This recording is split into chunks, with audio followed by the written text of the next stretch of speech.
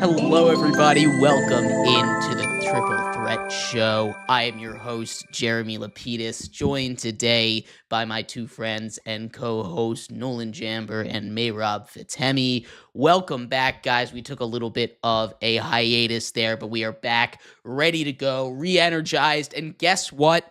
Football is here. Football is back. We have a whole week of NFL football to go through. So before we get into our NFL power rankings, I just want to go around here and let's talk about our favorite games here for the season so far, Mehrob. Talking about the favorite games of the season so far, I mean, it's hard not to pick the Bills and the Ravens because that is definitely in contention for game of the year. What a game we saw between the Buffalo Bills and Baltimore Ravens on Sunday Night Football. But other than that, I mean, we saw some sneaky good games. I know Nolan's not going to like this one between the Packers and the Lions. That was a fun one. We saw a fun one between the Niners and Seahawks. That was not a fun one to watch for my sake because I'm a Seahawks fan, but nonetheless, it was a pretty great game. Fun week one. Jets, Steelers, that was also up there. That was probably actually second, I'd say, now that I'm thinking about it. That was honestly probably the best game of the early 1 o'clock slate. But nonetheless, we had a very fun NFL Sunday and many more to come for the next few weeks. Next few months, I should say. Yeah. I mean, for me, one of my favorite games to watch, well, in my opinion, was the game on Friday night. I thought the Chargers-Chiefs game was really good. It was just a really well-rounded game. I thought Justin Herbert played really well, played up to expectations. You know, him coming into the season with, honestly, you know, people calling him Mr. Hypothetical. What if he had this? What if he had that? And he came in and he played great. I mean, Quentin Johnson played phenomenal. I mean, he just did it all. I mean, Joe Alt, he proved why he's just such an elite lineman. I mean, I thought it was a great game. But the best overall game, we all can agree, was the Bills and the Ravens game. I mean, my favorite play, I've already said it before we started the show, the D-Hop one-handed catch. I mean, that was phenomenal. And plus, I had Zay Flowers on my fantasy team, helped me win, so thank you for that. But that was by far the best game, just overall game. That was just a great first week, though. And it's a scoregami. We had scoregami week 1, too, with the Ravens Bills, so that was pretty cool. The scoregami guy disappeared. He didn't tweet that one out. He didn't post it.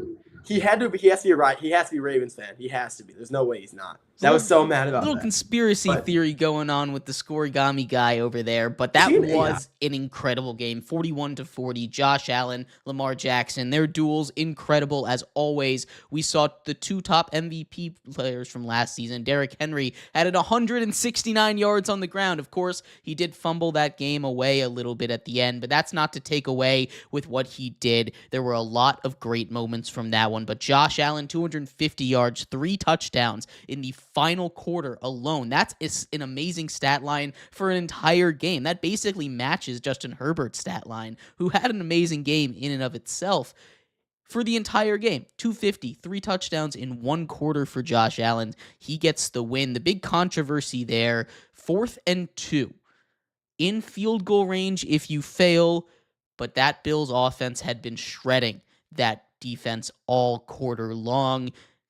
John Harbaugh decides to punt it away there. That is a tough look for a team that has been known to blow a lot of leads. There's been a couple different Ravens fans I've heard asking for John Harbaugh's job. I feel like that's a bit of an overreaction. I do. But with the track record of the Ravens, I don't know how ridiculous it is for him to be, a little bit on the hot seat after a game like that. Of course, he'll turn it around. I have no doubt about that, Nolan, but that is something that I think is a little bit concerning that we have to keep in mind about this Ravens team. It's more of a trend and a pattern of the Ravens losing big games. Yeah, I mean, he has a track record of, losing games. Obviously, everyone's going to say the Bills game last week, but people are also going to bring up the fact that he lost last year in the Bills in the playoffs too. When that was not even that's I think what probably people would say is probably the worst chokes he's had or worst losses. When realistically that game in its entirety wasn't his fault. He has had plenty of great coaching games. I mean, obviously he won the Super Bowl in 2012, but that's kind of the most recent success they've had. But he still has been a very consistent coach especially since getting Lamar Jackson. They have not had a losing season. They have not missed the playoffs, and they have been a top 3 team in the AFC each year that has They can't get past the AFC Championship. They just can't seem to get to it either. But I really believe that if they manage to get to it, I think this year, any year, if they can get to the AFC Championship, they are a good enough team to get out of it and maybe win a Super Bowl because their talent, they have so much talent. We just saw Derrick Henry play like a 20-year-old at a 31. I mean, He's crazy. Zay Flowers. He's insane. I mean, yeah, we just saw him run for almost 170 yards basically. Lamar Jackson, another just great game out of him. Zay Flowers, another, just elite receiver coming out of nowhere. D-Hop. And their defense, Kyle Hamilton, proving why he just signed a multi-million or $100 million contract. I mean, the Ravens are a great team. I don't think it's John Harbaugh's fault. I think it's just guys making mistakes when it matters, like Derrick Henry fumbling. That's not John Harbaugh's fault. It's Derrick Henry. He lost the ball. Things happen. It's no way I think John Harbaugh is on the hot seat. If he happens to choke a game, let's say he loses a game like that again this year, people will say it, but I really don't see him being on the hot seat. I think he's honestly just great for the program. He's been there for a long time, and he's been good with them. Yeah, I tend to agree. I think it's one of those things where we've seen him for so long, and the grass isn't always greener. You get used to the success. Sounds a little bit like what's happening over with Pittsburgh and Mike Tomlin, where it's a little bit of a different situation because you're consistently one of the best teams in the NFL, but Mike Tomlin very much on the hot seat right now. So that's something to keep an eye on, Mehrob, as these games continue to go on. But that game was insane. It probably was the best regular season game I've ever seen, and I don't know if that's too far to say because there's a short list of games that I would put in the same category as that. You have the Chiefs and the Rams game from 2018. You have the Giants and the Saints game where the Saints won on a walk-off field goal. I don't remember what year that was, but that one was like a 49-52 game. That one was amazing. It sucked, hurt my soul as a Giants fan, but those are the three games that in the regular season stick out to me as being something special, something that you cannot miss. Is this the greatest regular season game that you've ever seen? I'd say no, I wouldn't go that far yet because there have been a lot of great ones. The Browns and Ravens one from a few years ago with the Baker Mayfield Lamar Jackson duel. There have been a lot of different ones. We've seen, like you mentioned, the Chiefs and Rams. Yeah, I can't even remember the Giants and Saints one. That just shows what was that? 2011? I must have been 14 years ago. I was 8 years old. You were 9. So I guess, yeah, that's probably why. I remember 2012 was about my first time watching football. Yours was 2011. Nonetheless, no, I just think 2015. That's when it was. That was 2015. 2015. Between the Giants and Saints. That's unbelievable, actually. But if I had to think of some, I think this is definitely up there in contention for game of the year. But if I go and jumping back over to the question you threw to Nolan, I just want to say one thing about this game, and that's the Ravens should have gone for that 4th and 3 with 1:30 to go. I know that's a little bit of a hot take, but they should have. You have 3 timeouts. The Bills have no timeouts. Josh Allen has been picking you apart defensively for the last 10 minutes, and you have nothing you can do to stop him. It's offense versus offense. Shoot out, back and forth you go. You're just giving up the fumble. You know that the Bills are probably either going to run out the clock or just walk down the field and score a touchdown, which they did both. They walked down the field and kicked a field goal as the game expired. So I think they should have gone for that field goal, but that's just me. Other than that, it was a great game from both sides. I think both sides are still in AFC contention. I still expect both of these teams to still be in it when it matters most. And I honestly think these two teams are honestly destined to see each other probably in the AFC Championship game. If that's a hot take, it could be a hot take, but that's just my take on it. There were a lot of weird coaching decisions in this game, especially when it came to the 2-point conversion options, whether or not to do it. There were a couple times the Ravens, up by 15, decided to go for 1. They missed, obviously, but going for two makes it a 3-score game. I would have gone for 2 there. The Bills went for 2 very early in that fourth quarter. I would have gone for 1 in that situation. It was a 15-point game at that point. They go for 1. It's an 8-point game. They go for 2. They make it, it's a 7-point game, but if they miss like they did, it's a 9-point game. and that makes it 2 possessions. You have to use that math a little bit there. Obviously, you believe in your offense, but getting to the glaring one, the one that sticks out, it's that 4th down decision down the end. Now, it was a tough decision. In the moment, you want to think about it this way. 4th and 3. They've stuffed you on 2 running plays on that drive already. You give it up, they're already in field goal range. Not a good look. That's not going to be good for you.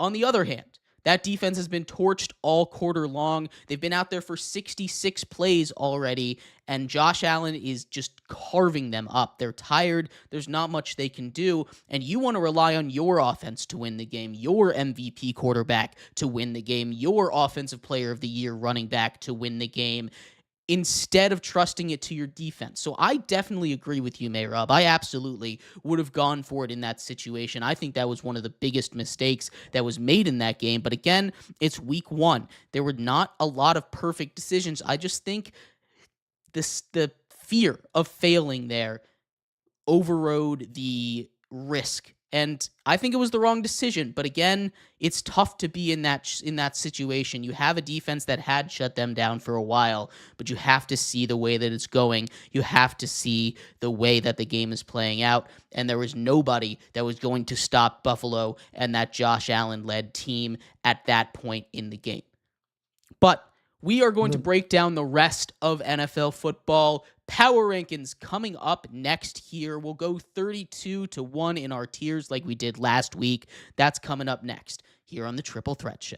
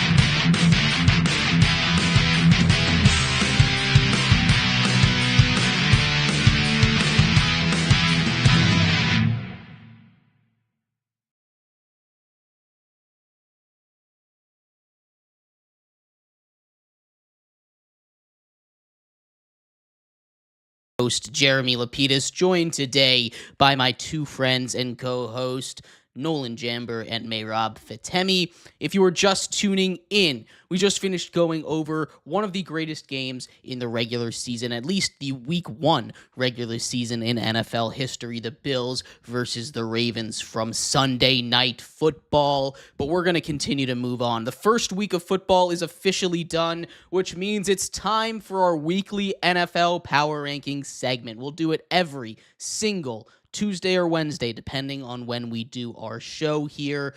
But we do have a lot to talk about. We did it in tiers on our last show in the preseason, and we're going to do it the exact same way here. Just a little mini breakdown for you. We have 6 tiers. We have the awful tier. We have the bad tier, the meh tier, the good tier, the playoff tier, and the Super Bowl contender tier. And we're going to start out all the way at the bottom. The awful tier that had one member, just one member in the preseason, now has expanded all the way to 3, which is not necessarily what you want to see, but it does make a little bit more sense with the distribution there. 3 members here. The Dolphins slide all the way down. They slide 2 whole tiers down from meh all the way to awful, because what was that? 33 points to Indiana Jones and the Indianapolis Colts. What is going on over there? Their offense looked atrocious. They couldn't get anything going against a new defensive coordinator and that Colts defense, which, by the way, okay defense, but still, the Colts should not be beating you by 25 points. In your opener, Tua looked awful. Mike McDaniel could not coach that team. Tyreek Hill is ready to leave. They should let him go. I don't know why they held on to him through this offseason.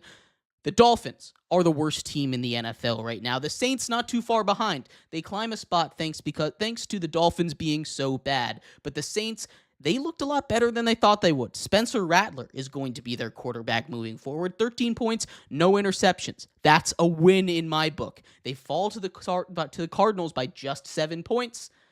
It's a solid day for them. I don't expect them to win too many games. And last but not least, as much as it hurts me to say this, I had to swallow my pride, move the Giants from the bad tier to the awful tier, because that offense might be the worst in football. The defensive line, we love that defensive line. We do. But the rest of that Giants team just is not up to par. And if it wasn't week 1, Jaden Daniels and the Commanders would have dropped 50 points on them, and they still would have only put up 6 points. They had 7 attempts. 7 attempts to get in from the 3, 2, and 1 yard line, and they couldn't do it. That's ridiculous. Run the ball. I don't care if Tyrone Tracy is your guy. I don't care. He can run up the middle and get 3 yards on 7 tries. He has the ability to do that. You have Cam Scadaboo as well, who is a beast through contact, as he saw in that game. But that's the awful tier. They're not going to matter this season.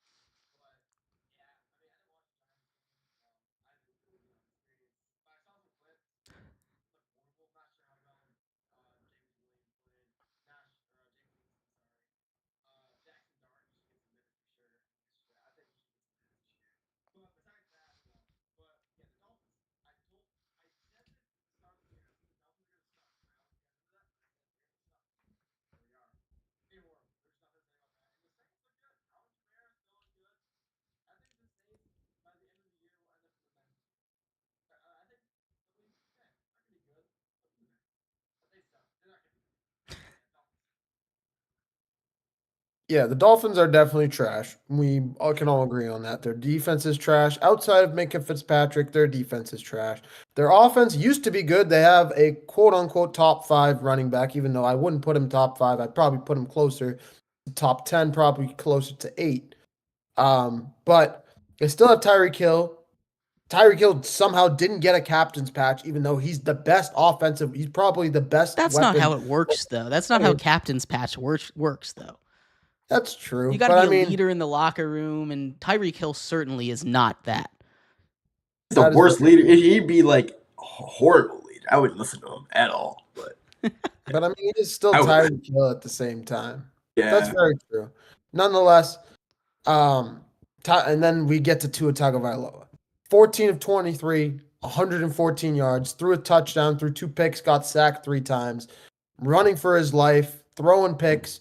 He's just getting flashbacks of hits, of concussions, of constantly just being under duress. And I don't know. I think this should be the last year that Tua Tagovailoa plays in the NFL, in my opinion. I think this is the last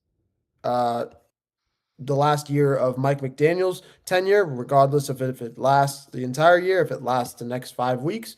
We'll see. It probably won't last the next month. But this is an absolutely atrocious Dolphins team, in my opinion. And they're probably the worst. They're honestly the worst team in football, I think, right now. Outside of them, I'd say after them, I'd actually put the Giants. The Giants are one of those teams. I'm sorry, Jeremy. I know their defense looked good, but that offensive line is downright putrid. They were missing Andrew Thomas. Oh, what a big piece. No, what a huge piece. I know, but you're still just Russell Wilson was absolutely getting pummeled every single time. Yes, he was throwing the deep ball up for Malik Neighbors is somewhere down there. Let me just chuck it up for him into triple coverage. He'll find it somehow. Should work. It didn't work. He got overthrown at least 3 different times. Like, it's just a mess. Sometimes you can't put makeup on hot trash, and that's just the issue with the G-men's offense. And as much as I love Tyron Tracy, as much as I love Neighbors, that's just about how it goes. And it's going to be about Jackson Dart. You should put Jackson Dart quick, fast, and in a hurry, and just let him figure it out and let him get some experience over there. I'm big on the start Jameis movement. I can't in good faith put them below the Saints right now. I haven't seen it. When they play the Saints in week 5, that's when we'll find out if those teams still are next to each other at that point. The last thing I'm going to say is the Saints Spencer Rattler has 0 wins so far in his career as the starting quarterback for the Saints. That's not happening forever. This is going to be the last year of that. Next week, or this is the last week, next week they're going to get their first win against the San Francisco 49ers. Wow. The injured Niners, and are probably going to get no McCaffrey, no Kittle.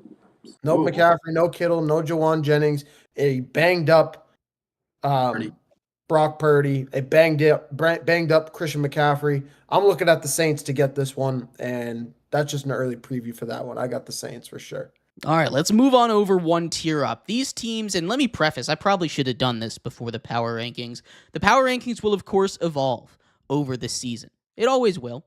We're going to start off in the preseason with pure speculation. We haven't seen these teams on the field yet. This is just what I know to be correct about these teams, right?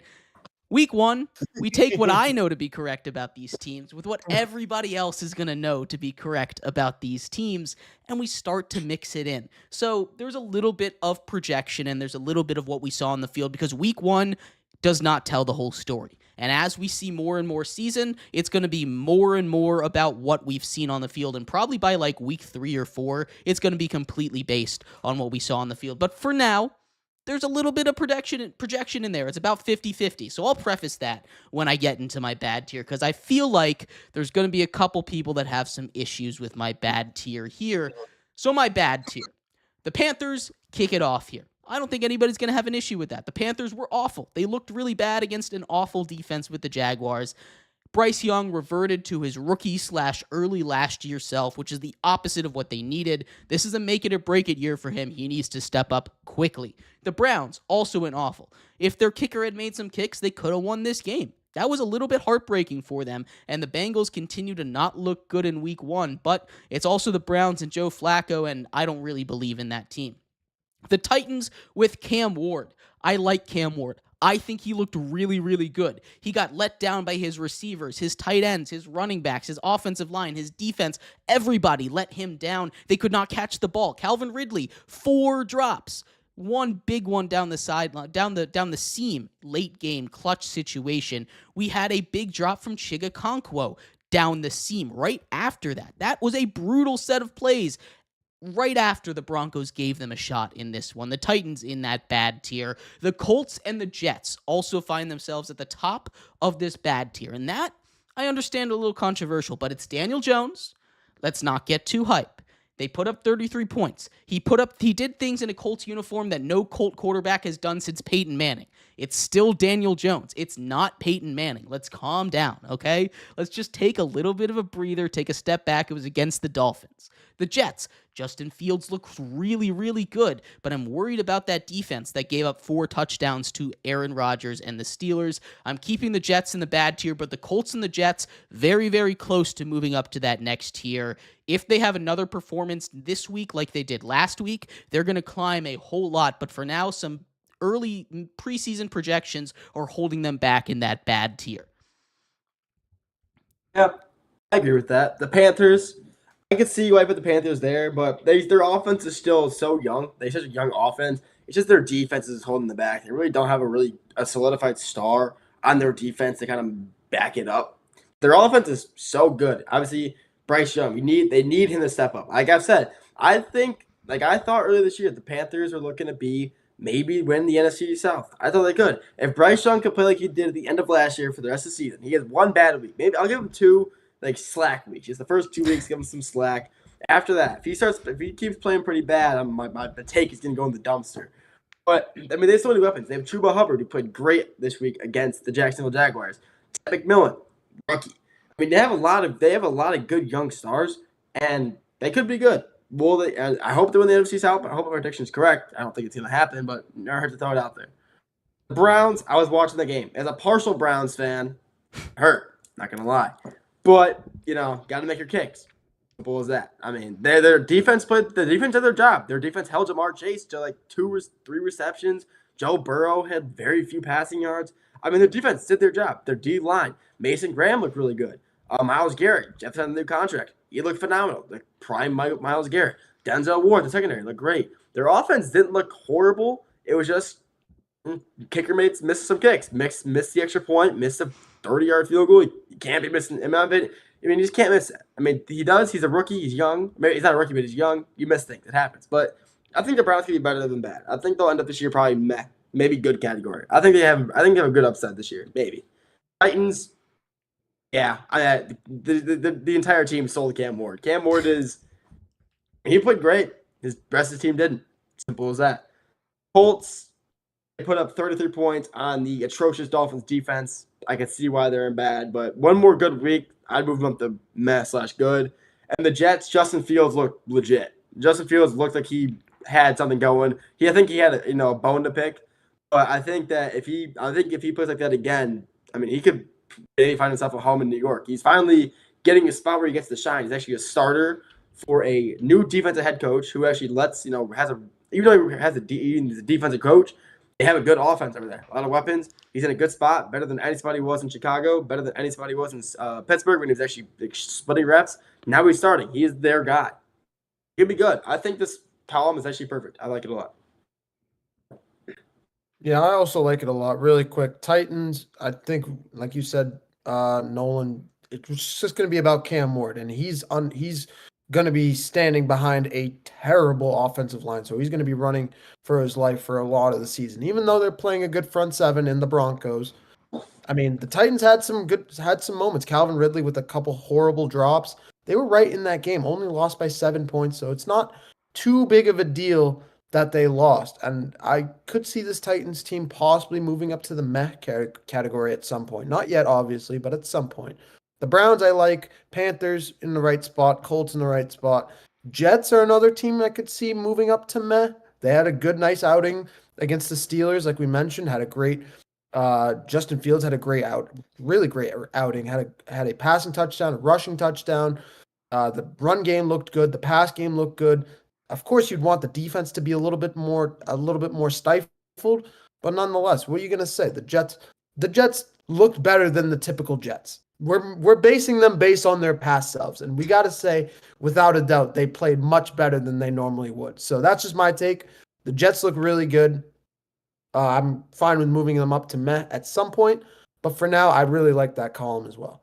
Yeah, without a doubt. The Jets actually the biggest risers this week. They're up 6 spots from 31. The Dolphins and the Panthers tied for the biggest fallers, down 11 spots from 21 and 18 respectively. So that just shows you I was maybe a little bit wrong. I'm never wrong, of course, but maybe I was a little bit wrong there. Let's move on to the meh category here. This was our largest category in the preseason over here. There are 7 teams in this category. There were 9 last time. The Bears fall from the top of this category to the bottom. Caleb Williams is the worst quarterback to come out of his draft class, and that is insane with how much hype. Now, that's not to say he's a bust, because I am not a big Bo believer. I don't think Bo Nix really has it in him. I think he's the next coming of Mac Jones, if I'm being completely honest. And we've had this conversation before. I believe we had this conversation when we did the power rankings last time. I stand by it. He looked really bad in week 1. The Cardinals here, I wasn't super in love with how they handled that Saints team. I wanted them to dominate, and they didn't do it. That defense looked good. Will Johnson, the rookie corner, looked good, but the offense wasn't as potent as I wanted it to be. The Seahawks, I liked them more after seeing them than I thought they were going to be. Now, it wasn't that much. They're up just a couple of spots, and that's more because some other teams moved down. But I did like what I saw out of Sam Darnold. He wasn't as bad as I thought he was going to be, but that offensive line, Mehrob, that offensive line, it's a problem.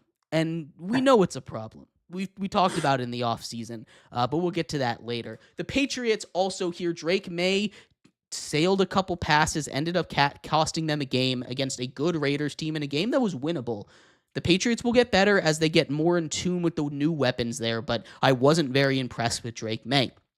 J.J. McCarthy and the Vikings, right above them. I like what the Vikings are as a team. I love their coaching. J.J. McCarthy looked atrocious for 3 quarters there, and I think people are forgetting that because of the way that 4th quarter went. But I think he got bailed out by a bunch of penalties, and I think it wasn't really him that did it, more the Bears' defense imploding than anything. But that's just my J.J. McCarthy haterisms coming out there, because I am not a big fan of him or Bo Nix, which is why I'm just generally lower on both of those teams than a lot of other people. The Cowboys and the Steelers, teams that completely surprised me. The Cowboys' offense looked as good as I thought they were, but the fact that they were able to keep pace with the Eagles, the fact that they were able to run the ball was really shocking to me. Javonte Williams looked really good on Thursday night to open up the season, and the Steelers with Aaron Rodgers, 4 touchdowns. Where was this with the Jets? He hadn't done that all in 18 games with the Jets, 2 seasons, 18 games. He's done it 1 time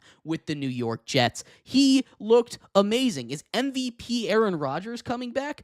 I don't think so, but after 1 week, if he can do this Steelers team might be a real threat in the AFC. That might be just revenge Aaron Rodgers coming out, but it's 1 week. Trying to temper my expectations a little bit, but all those Aaron Rodgers haters are kind of eating their words right now. That's the meh category, those 7 teams: Bears, Cardinals, Seahawks, Patriots, Vikings, Cowboys, Steelers. Yeah, I mean, seeing the Bears at the bottom is so surprising to me, because obviously, like, if I saw this list yesterday, like in the middle of the game, I'd say this team would be in the good/playoff category. Then you see the 4th quarter, and then you see, yeah, there's a reason they're down there. They I don't know if the Bears actually have a curse on them, but they literally just cannot close out a game for the life of them. I mean Caleb Williams started 10 for 10, right? Like, that offense was efficient. Great. They were moving the ball constantly. It was constant, just moving the yard and getting the ball downfield. They weren't scoring every drive, but they were getting production, always getting past like the 45, 30. They were moving it a lot, but just crumbled it down. Then the last few minutes of the game, Caleb Williams gets sacked, throws a ball to DJ Moore. He gets hit with a hospital ball. I mean, they both got rinsed on that same play. DJ Moore has to go out the rest of the game.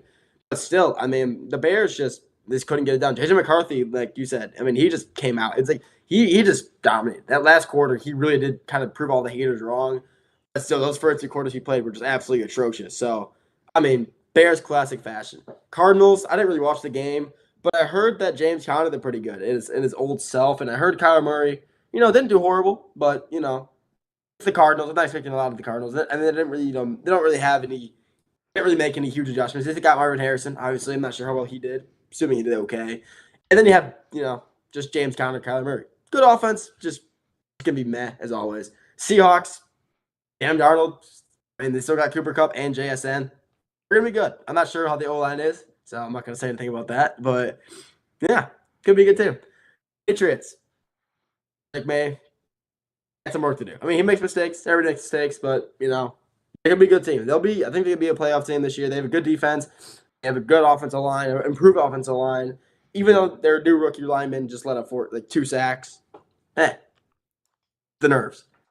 Vikings, they could definitely be higher after that week. I think they can definitely be in the good category just based off the fourth quarter. But, Matt is fine with me as well. And the Cowboys and Steelers, I agree with them being there. They're both good teams. They're not going to be great teams, I think. Maybe the Steelers, maybe with, how well Aaron Rodgers plays. But if he plays like that every week, they're going to be, like you said, a legit playoff team. Not like every year where they just go 10-7, make the playoffs, lose first round. They could be 11-6, 12-5 team, and maybe get like a top seed and make it deep in the playoffs like they haven't done in a few years. So that's a good. I like Ellis a lot. I don't change anything about it. Yeah, I mean, no doubt about it. I'll rapid fire this really quick, just because the Bears are classic. The Bears. They went the Bears mode as always. Just even though we thought they had some more hype about them, they bring in Ben Johnson. They have a new offense. They draft Luther Burden Jr. to beef up that offense, and still they come out and commit too many penalties. Still they come out and that offense is stagnant. That defense is mediocre. Well, not mediocre, but I'd say just messy, like unorganized, undisciplined, just committing clumsy penalties, and that's what really shot them in the foot. I'll jump over to the Vikings really quick, just because talking about that game. JJ McCarthy definitely had a bad 3 quarters, but that last quarter, I feel like he really was able to just kind of turn the whole situation around, to just take control of not only the game, but just himself as a person. He was able to just rebound from all of that, and I think that just speaks volumes that you can not forget about those 3 quarters, but just think about what he did in that fourth quarter and move forward with it into the next game. This is just going to be a game-by-game basis with him, especially as a rookie quarterback, pretty much a rookie quarterback, just making his debut in the NFL. Outside of that, the Steelers looked really good. The Cowboys with Javonte Williams, I think their offense is good. Their defense, I think all around they're a good team that can move over to the good tier soon. I just think they had a tough week 1 with going up against the Eagles. That's why they're still in the meh category. Patriots, Seahawks. We'll talk about the Seahawks first. Their offense looked good. Kenneth Walker, I don't know what's going on with you. Figure it out. Zach Charbonnet might be in his head because he knows Zach Charbonnet is coming for that starting running back 1 role.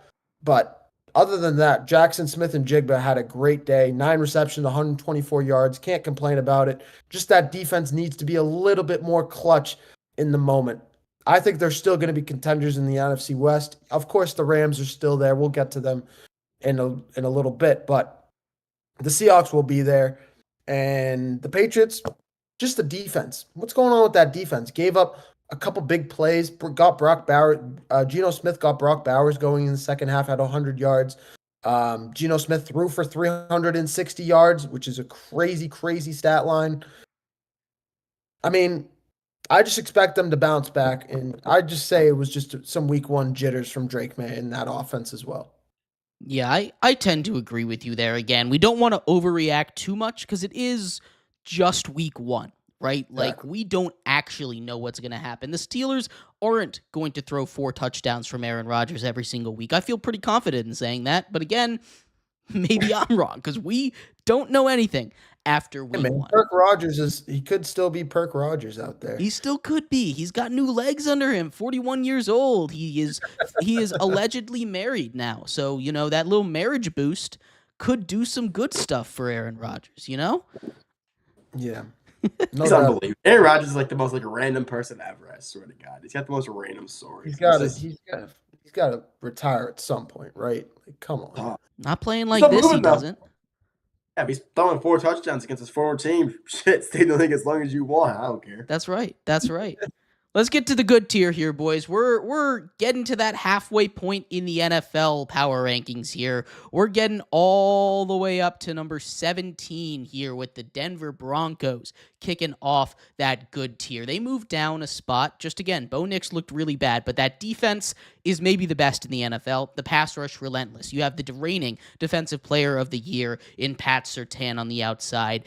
That is a scary combination. Yet Bo Nix is going to make these games close because he just is not the answer at quarterback unless Sean Payton designs him some open looks. The Raiders at number 16, they move up into the good tier. I was really impressed with them. They were a team that I thought about putting them in that good tier at the beginning of the regular season, at the preseason, but I couldn't quite do it because I wasn't convinced about their defense. Their defense comes up huge against the Patriots. I love that offense led by Geno Smith, Brock Bowers, Ashton Genty. There's a lot of solid production at that wide receiver position. Jacoby Myers is going to be really good this year. You have Dante Thornton, who I am a huge fan of. The rookie number 10 for that Raiders squad is going to be very good. This is a Raiders team that's going to play very hard and with a not so difficult schedule could potentially sneak into the playoffs. And the only coach rounding out that good tier for first-year head coach, the only coach to win in week 1,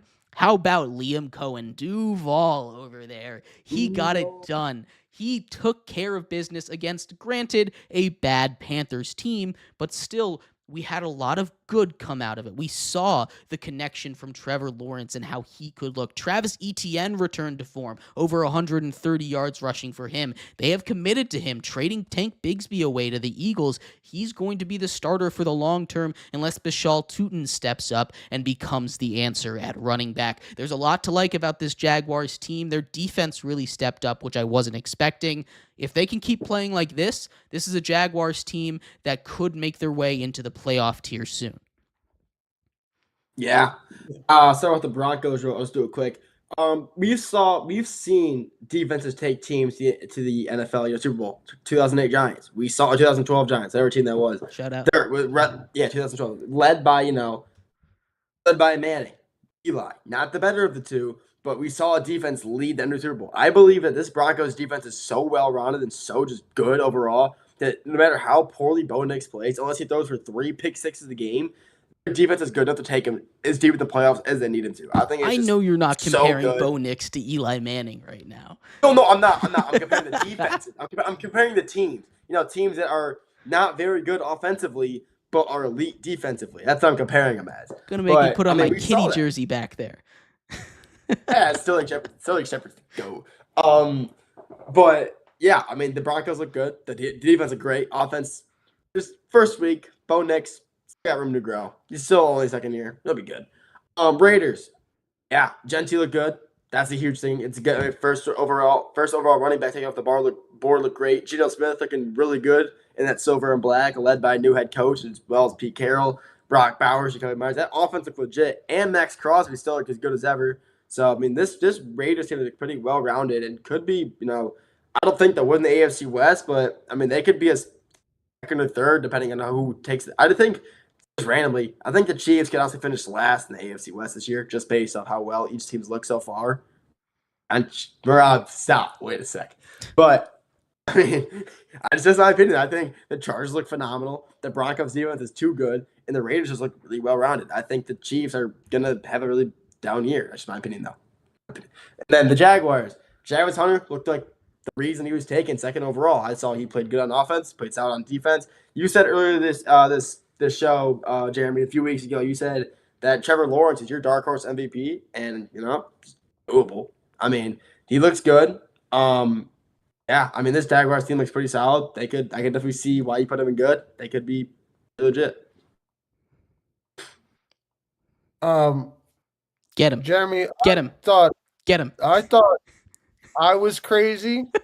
Nolan, you're on a whole other level of crazy. What can I say? I just know ball. The Chiefs are not going to be fourth. Also, you said Eli Manning was the quarterback of the Broncos. It's Peyton Manning, not Eli. No, I was comparing this Broncos team to the past Giants team. Oh, I thought you were comparing to the 2012. No. I know Peyton was a quarterback. Okay. All right. Yeah, my bad. But I think that's all right. The Chiefs being last in that division is crazy. This is one of those divisions. This is the one thing that I have to say. I'm fine with the Raiders being in the good tier, but I feel like the Broncos and Chargers should kind of just be neck and neck. These are the two teams. The Chiefs, the Chargers, and the Broncos should all be in the same tier, I think, in that playoff tier. They're just too close. It's nitpicking between all of them. make an argument that the Chiefs should be in the good category and the Broncos should take their spot. You can make an argument that the Broncos should stay here. The Chargers could be good. You can make an argument for all three of these teams. I just think the Raiders are fine here. The Jaguars, I think they're going to end up being in the playoff tier just because I think they're the best team in that division. But I'm really happy for Liam Cohen for getting that win. That's a big-time win against the Panthers. I picked against the Jags in that game. I thought the Panthers were going to come out with Ted McMillan and Bryce Young and just light it up offensively, and the Jaguars wouldn't be able to keep up with them. How wrong I was. Travis Etienne was like, oh, you guys were talking shit about me last year, how bad I was playing? Here's a 60-yard run. Have fun with that. That Jaguars offense was firing on all cylinders, and it was really fun to see. The Broncos offense, definitely not nearly as much, but their defense makes up for it. PS2 is an absolute stud. Ty Hufanga is an absolute stud on the safety side. You still have Bradley Chubb. They didn't have Greenlaw back in this game. He's still hurt. When they get him, that Broncos defense is going to be even better.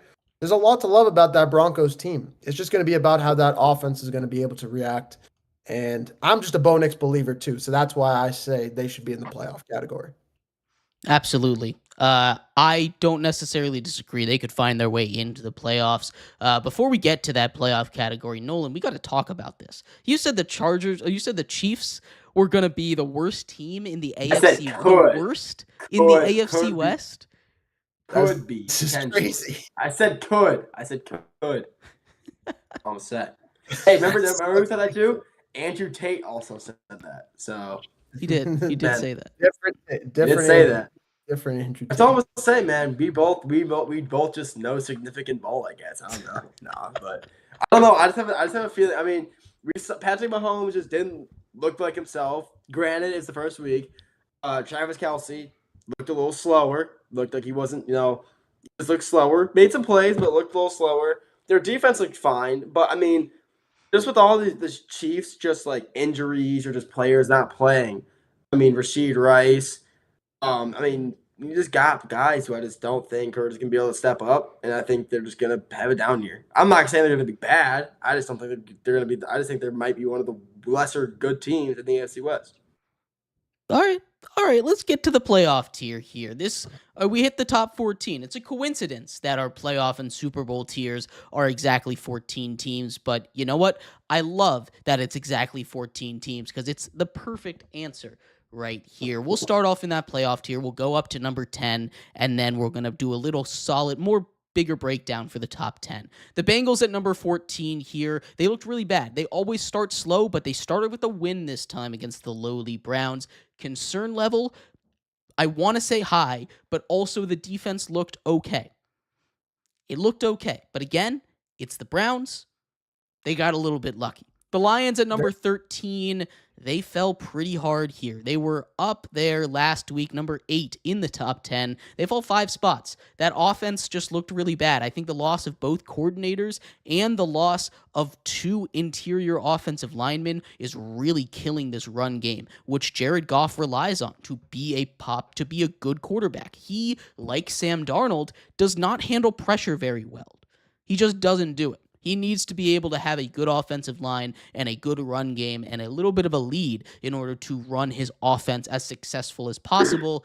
And he doesn't have that right now with the Lions. Granted, it's against the Packers, who really, really good. Best team in the NFC, in my opinion there. So maybe it was just the Packers division game in Lambeau, but still the Lions were a little concerning. The 49ers dealing with injuries. They're at number 12 this week. The 49ers did not look good. They cut Jake Moody. I think that's going to help, but also a kicker only does so much for your squad. A kick was blocked, so really he only accounted for -3 points for them.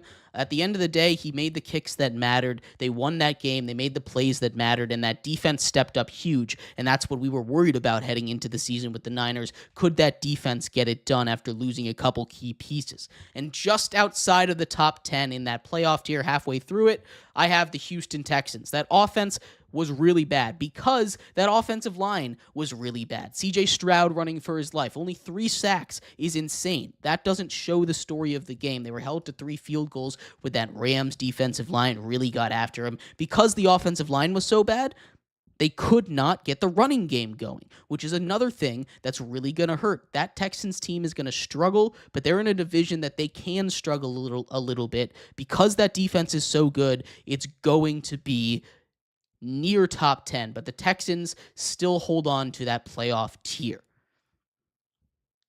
I think that the Bengals, after watching them play the Browns, I think they should honestly just be the top tier of the good.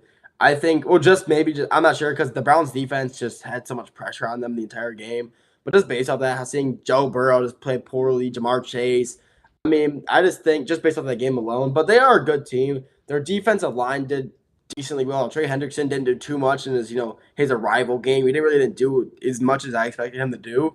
But they had a good game. They're not going to be, obviously, I don't think they're going to go deep. They always start pretty poorly. I saw a stat. Joe Burrow is, I believe, 1-9 in his first 2 weeks in his career. So, I mean, maybe it's just the first 2 weeks. I'm not sure. But, I mean, yeah, got a win over the poor Browns team. Just didn't play the best, so give him the win there. Congratulations. But then he got the Lions. I was hurt to see. Yeah, I mean, it really did suck. Jared Goff just had nothing going for him. The receivers weren't getting open. Jahmyr Gibbs just couldn't. There was no hole for him to get into. He took it. He bounced it. He was practically bouncing it outside every chance he could. I mean, there was just nothing going for him there.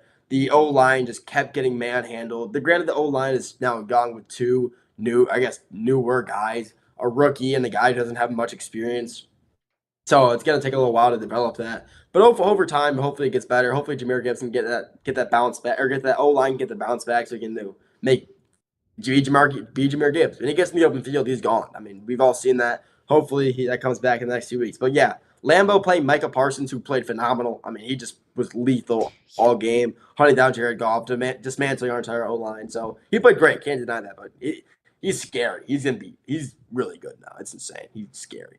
49ers, they played great. Granted, without their entire banged up offense, Brock Purdy, Christian McCaffrey, George Kittle, Juwan Jennings could be dropped maybe a few spots, but when they come back healthy, they'll still be good. We saw them play great, even with injuries going into the game, some injuries throughout the game. They still managed to get the win. So yeah, they still a pretty solid team. And the Texans, I think the Texans should be maybe a little lower than. I think they play like the lower tier of playoffs. I think that their defense, just like last year, they're going to be probably like a 10 and like a 9. Like a 10-7, 11-16 maybe, but like a really poor one because the division isn't too strong.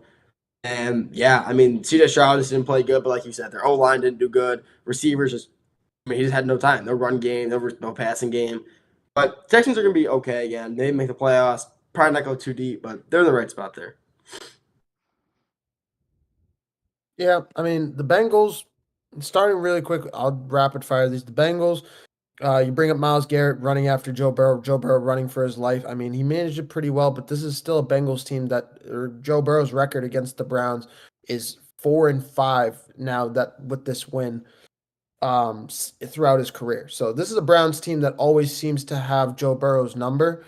And all these games are always close. So it was nice to see that the Bengals got that win, especially in Cincinnati. With the Lions, yes, it definitely looks like that offensive line is going to be an issue. I mean, Jared Goff threw the ball 39 times, completed 31 passes, and didn't even pass for over 250 yards.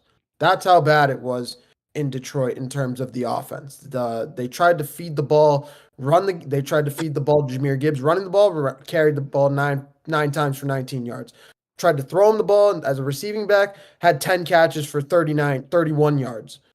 I mean, across the board, they were just trying to get him going as best as they could, and it just was not working. Nothing was working for the Lions, and it's just looking like the combination of them losing those two coordinators plus the interior linemen losing Frank Ragnow is just hurting this team. I would not be shocked if the Lions find them. I don't know if this could be a little bit of a crazy take, but I could see them falling to third in the NFC North behind the Minnesota Vikings with how they played just offensively, because this is how Jared Goff can be when he has to play under pressure. He can throw interceptions. He can be kind of errant throwing the ball, not make the right decisions when he's under pressure like that. So I'm a little bit worried about the Niners, about the Lions. Going to the Niners, I'm definitely worried about the Niners having 3 extra guys on the injury list. Purdy, Kittle, Juwan Jennings, all on the injury list now with Christian McCaffrey.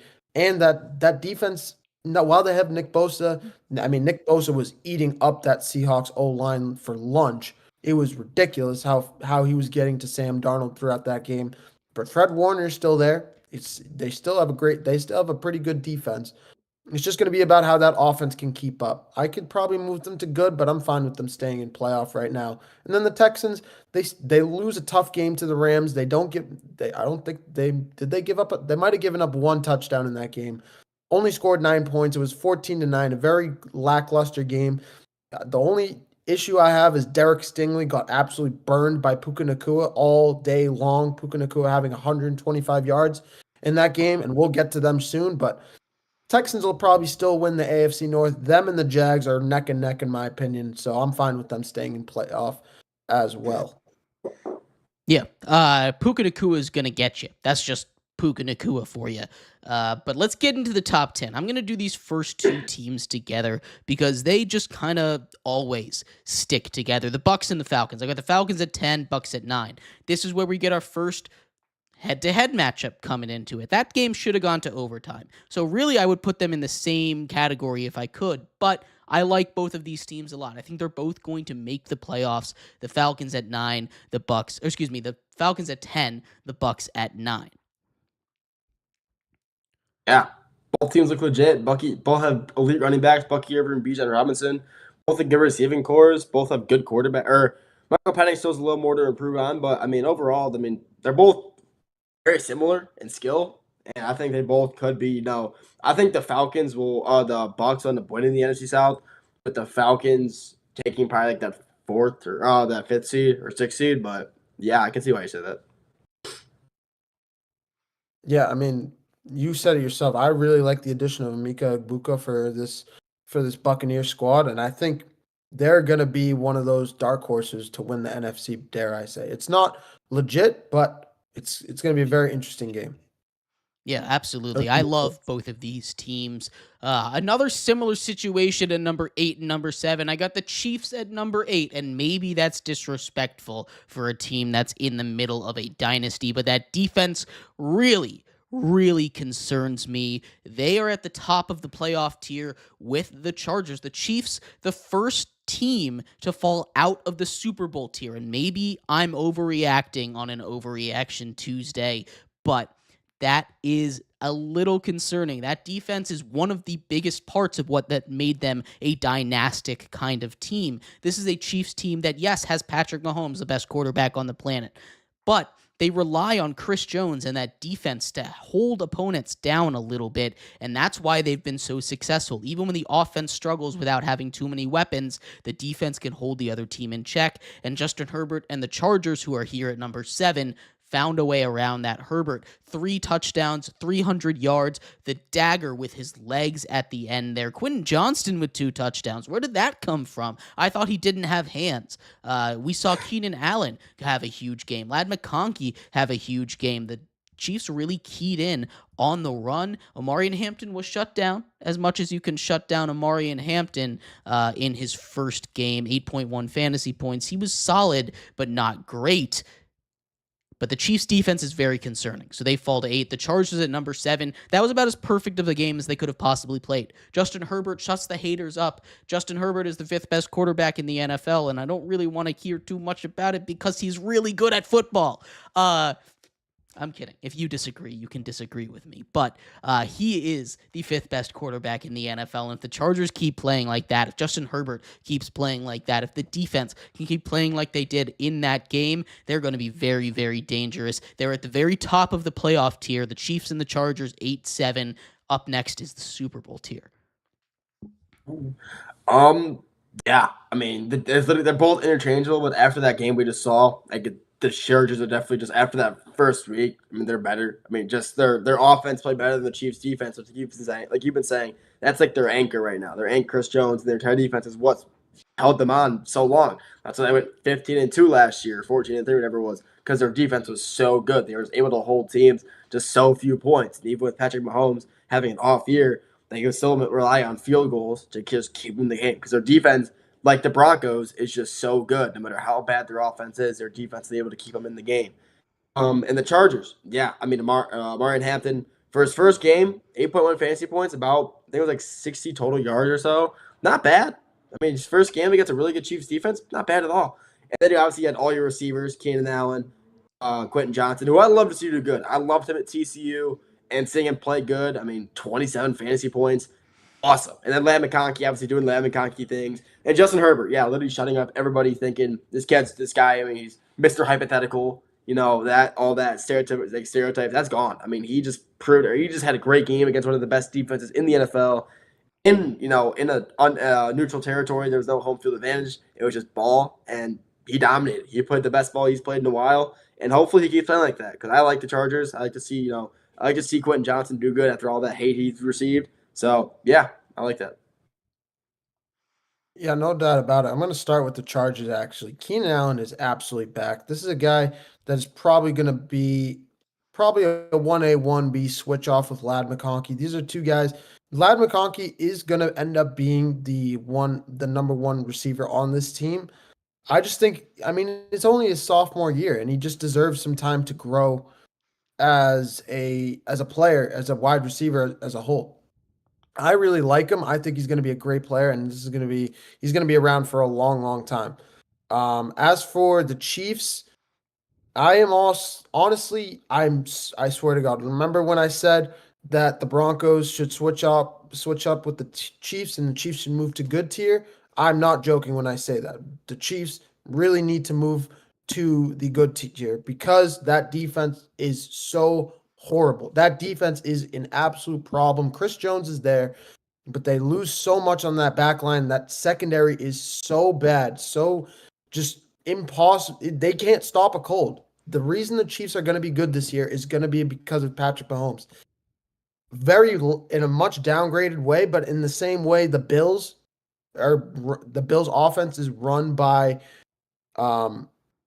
Josh Allen. It's going to be the same situation with Patrick Mahomes. Patrick Mahomes is going to predicate how good the Chiefs are this year, and that's why I think that defense is going to be such a problem that the Chiefs should be moved to good. I'm very worried about this team, and it's going to be a long season for the Chiefs, especially just having such a tough schedule that they have. They're going up against the Super Bowl winners. We're going to see a Super Bowl rematch next week, so we'll learn a lot about them. But for now, I'm very worried about them.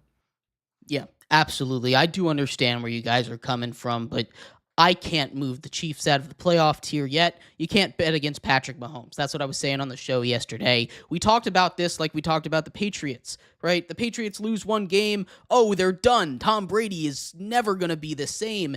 And then they win the Super Bowl. So let's pump our brakes a little bit on the Chiefs. But I do understand there is concern, real concern for this Chiefs squad. Getting over to the Super Bowl tier in the preseason, I told you if one of these 7 teams did not win the Super Bowl, you guys could pick a punishment for me. I haven't heard back on that yet, but that offer is still on the table. I feel very confident. That list is down to 6. Now, that offer is still for those 7 teams. But still, number 6, we're going to start off with the 4 NFC teams that I have in my Super Bowl tier here, and they are ranked 6-2. Actually, 2 AFC teams at the top. I bet you can figure out who they are. But the Rams at number 6, Commanders at number 5, Eagles 4, Packers 3. The Packers are the best team in the NFC. The addition of Micah Parsons has done wonders. In limited snaps, he was a monster defensively. 3 pressures, 1 sack, a forced interception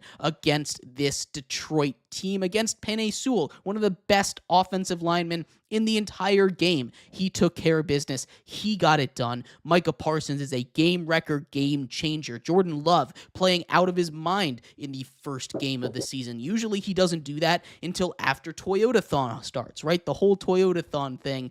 It is a really, really different vibe around Green Bay this year. They are absolutely the best team in the NFC. The Eagles, I understand you might think are better, but Jalen Carter not being there really showed how weak that defense is if a piece goes down. I know the Cowboys offense is great. I do. But I don't think that offense played particularly great against that Eagles team, and yet they were able to keep pace with them. The Eagles offense, I'm a little bit concerned with. The Commanders, big fan of them. They started off slow, but they decimated the Giants. That was not a close game, despite it only being a 15-point difference. The Commanders should have won by about 30 or 40. And the Rams, they went up against a tough defense, but their defense really impressed me.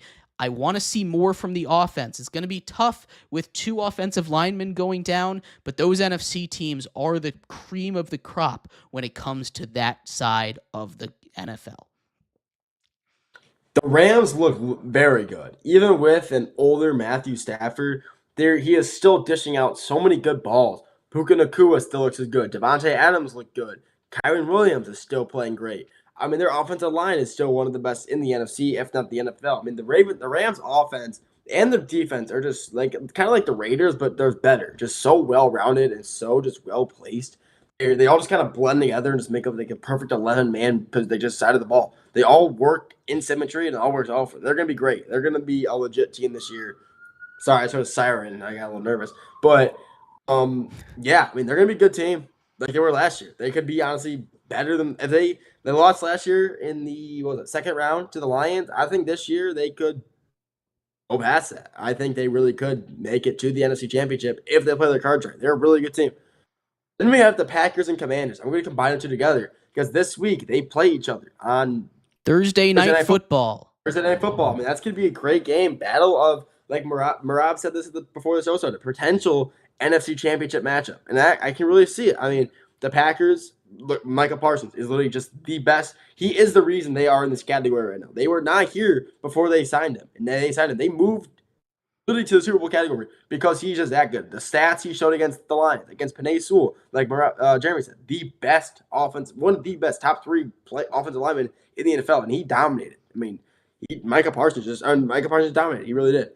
The Commanders, their offense looked as good as, I mean, they have a slow, but I mean, they still have one of the best receiving cores, and they have, Jaden Daniels. Jaden Daniels. They're gonna be good. And they just have that rookie, that I forgot his name. Merritt. Bill. Yeah, he's going to be good. He's going to be very good. I also had him in fantasy, so that was a good pickup. But the last thing, the Eagles. I think with the signing was Zadarius Smith for the Eagles. That could be big, even because I know that Jalen Carter now has a 1-game suspension. If he comes in and fills his spot, I think that when Keith comes back, they can have a really good, just front 4. They have Zadarius Smith on one side, Carter on the other, 2 interior linemen, just pounding it up the middle. I mean, they're going to be good. I think the Eagles with that new signing of Darius Smith, maybe that helps them more. Not sure, but we'll have to wait and see. But yeah, these 4 NFC teams are definitely the best 4 to come out of the NFC by far. Maybe the Bucs can be in that spot if they play their cards right. But other than that, those 4 teams are by far the best 4 in the NFC. Yeah, no doubt about it. I actually agree with you big time, Nolan, that the Buccaneers can find a way into that spot, especially when Chris Godwin comes back. That offense is going to be overpowered, and I can't wait to see it when everything fits into place. The Eagles, I'm a little bit worried about just because that defense still worries me. The offense looks like it's unbeatable, but that defense, Javonte Williams is running all over them. Dak Prescott, if it wasn't for CeeDee Lamb dropping 3 balls that he would catch 9 out of 10 times, that we've seen him catch on tape multiple times. It's not like CeeDee Lamb is Quentin Johnston now for the last 2 years. The Cowboys could have easily won that game. Other than that, I really agree with you, Jeremy. I think the Packers and the Commanders, this is going to be a preview of the NFC Championship game. I really I like both of these teams, honestly. I can't choose who I like more. I'd probably roll with the Packers, especially since it's in Green Bay. But this, I think, is going to be a preview to the NFC Championship game, and I can't wait to see it on Thursday Night Football.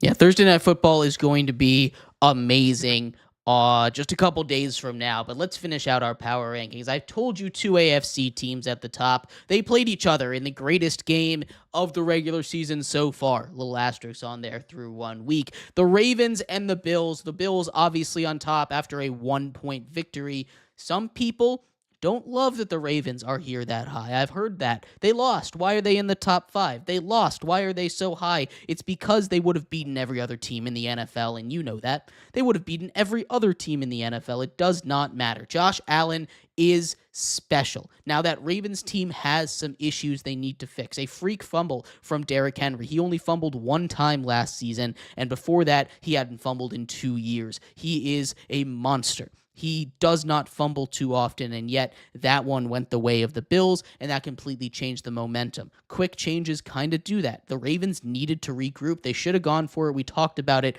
in the first segment, but the Bills hold on to that number 1 spot. They go to up 3 spots, and now we have a new number 1 for the second week in a row. I cannot wait to see what happens the rest of the season. Both of these teams are just so unbelievably talented that I really hope that it's just those two again in the AFC Championship. I hope it's the Bills and the Ravens in the AFC Championship. It has to be, or else I'm not gonna be happy. I mean, it needs to be. They're both so evenly matched. You saw obviously Lamar versus Josh Allen, MVP versus MVP.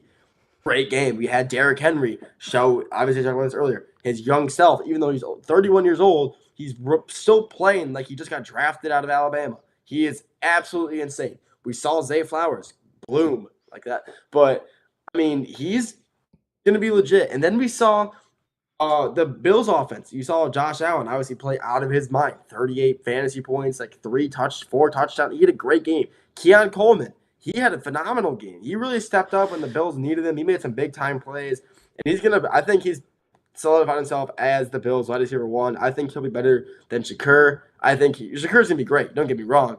But I think Keon Coleman is going to be the wide receiver 1 over there. I think Josh Allen trusts him more. And I think he's more talented than Shakur. I think he will be the receiver 1. But this game was just phenomenal. Both sides of the ball. Both these teams either one of these teams is going to be either the Bills or Ravens coming out of the AFC. It has to be. If it's the Chiefs, I'm going to be very mad.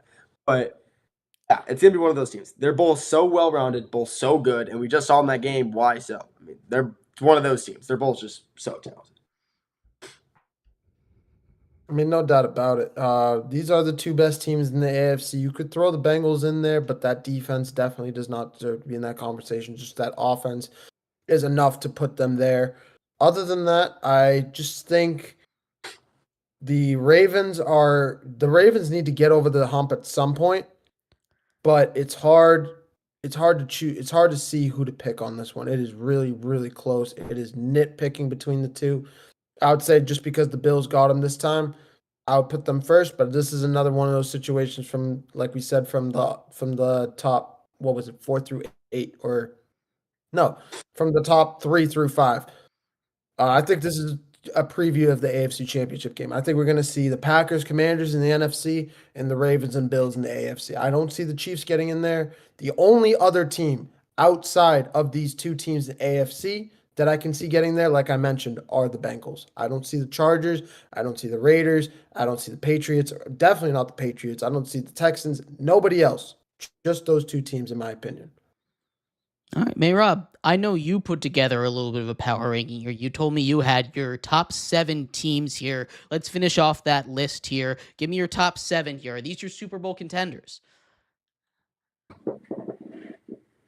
I think my top 5 are my Super Bowl. Probably top 6 are my Super Bowl contenders. All right, let's hear them. At 7, I got the Tampa Bay Buccaneers. At 6, I got the Commanders, the Washington Commanders. 5, the Los Angeles Chargers. 4, Philadelphia Eagles. 3, Baltimore Ravens. 2, Green Bay Packers. And 1, the Buffalo Bills. All right. I like that list a lot. I think you're a little high on the Chargers for my taste, but you know what? I love it. I love the takes here. They're probably my funnest team to watch. Watch out for them. They're going to be a fun team to watch throughout the year. They're going to be Sorry fun. for cutting you. I absolutely agree. I love that list. I think all of those teams have a shot potentially at some magic in the playoffs. We'll just have to wait. This is just week 1, though. We're going to take a real quick break. When we come back, we finish off our show with some breaking NBA news. A massive new contract out of Chicago. We'll be right back with that here on the Triple Threat Show.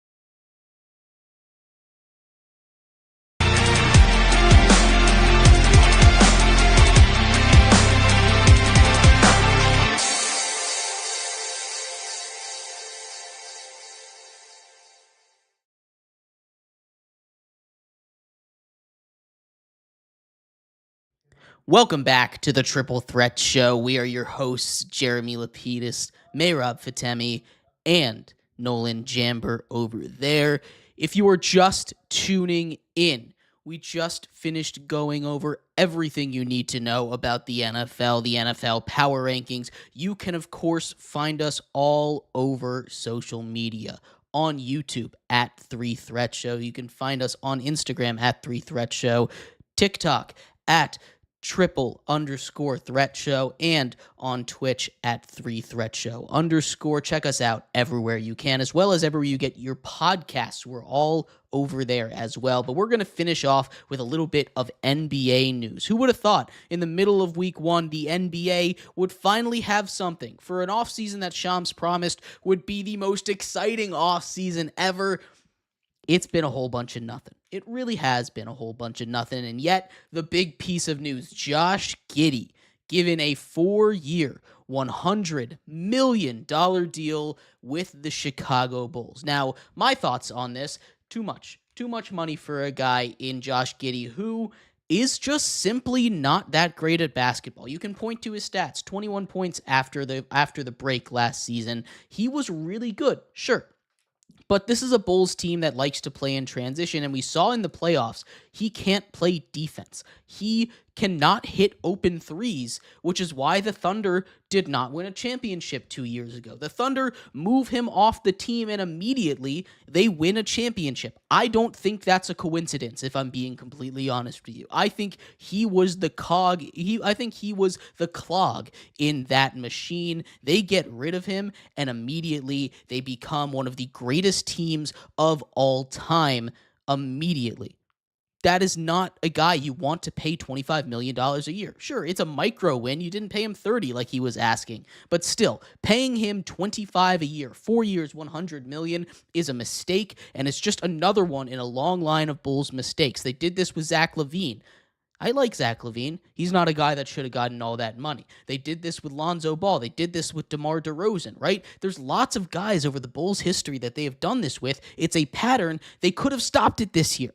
And instead, Mehrob, they continue it, and they give so much money, Draymond Green level money, to a guy that just isn't the answer in Chicago. Yeah, I remember I literally texted you. I was like, did inflation get that bad where Josh Giddey is getting $100 million? Don't get me wrong. He's a great utility guy, and I love what he brings to the table as a player. But in no way, shape, or form am I paying Josh Giddey $25 million a year. It is never happening. Never happening in 10 years. If the economy wants to jump up $10 trillion, it is never happening. Never, ever. Even if I had $100 million, I'm not giving him $25 million a year. It is never happening. So when I look at this team, I have to say that as much as I think he's a good player, I just think I would have paid him probably closer to $80 million. I like the re-signing as the team because you lose Vucevic. Vucevic retired in the offseason. That was kind of a sneaky move that a lot of people didn't talk about. They lose DeRozan. They lose Zach LaVine. This is kind of a team that is really empty. You still have Kobe White. You still have some nice pieces across the board, but you're losing. You don't have your guys anymore.